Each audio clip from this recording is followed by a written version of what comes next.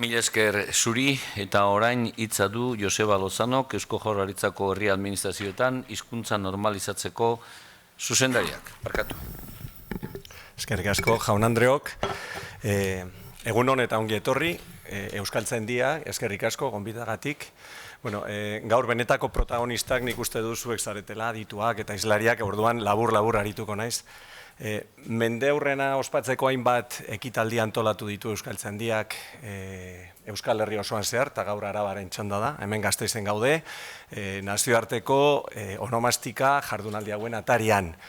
Bi egun hauetan Euskal Herriko, estatuko eta nazioarteko hizlari adituak izango ditugu gure artean, eta horrek nik uste dut aukera bikaina emango digula onomastikan eta toponimian sakontzeko, eta gure jakin-mina asebetetzeko.